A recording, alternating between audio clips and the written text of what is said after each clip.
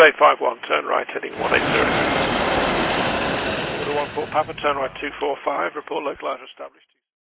Hey everyone, welcome back to DJ's Aviation, and once again on rather unfortunate circumstances, but at the same time incredibly positive as well. The past week has been plagued with incident after incident, and yesterday it almost got a whole lot worse after an Air Astana ERJ190 LR reported it had lost all control of the aircraft. The flight was known as KC-1388 and originated in Lisbon. According to air traffic controllers, the aircraft reported a total loss of control after multiple exchanges with them. Shortly after this, two F-16s were scrambled to the jet. Pilots of PK-KCJ, the aircraft in question, had planned a sea ditching, as they believed this was the best option. However, another alternate option was an emergency landing if the weather was good enough for a visual approach. Flight radar data further indicated how the aircraft not only rose in altitude, but then dropped, and then climbed, and then dropped back down. The same can be said for the speed of the aircraft, which continued to fluctuate throughout the flight.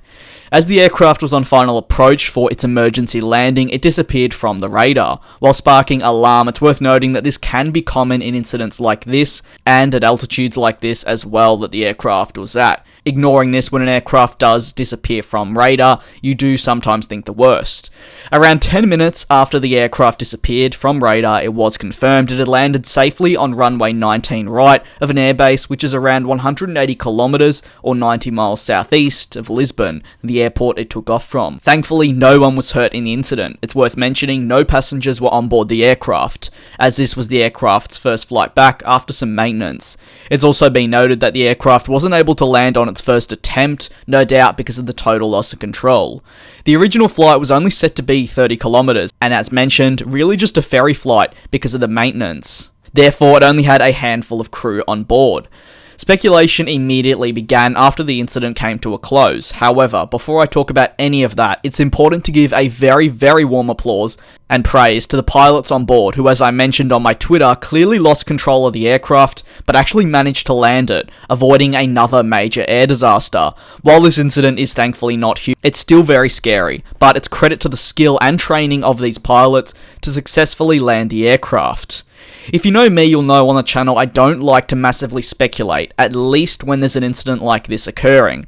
However, rather than going into a full speculation mode, I'd just like to make one point. You can feel free to discuss this in the comment section below. But this aircraft had just returned from maintenance, which meant it was actually out of action for a whole month. Not like 2 days, a whole month. A concern that came to me immediately, and I think a few others, is could the plane have truly been ready to get back in the skies? We don't know yet, but it is something that came to my mind as I mentioned. I'd like to thank you very much for tuning into this video of mine, and I do very much look forward to you all joining me in the next one.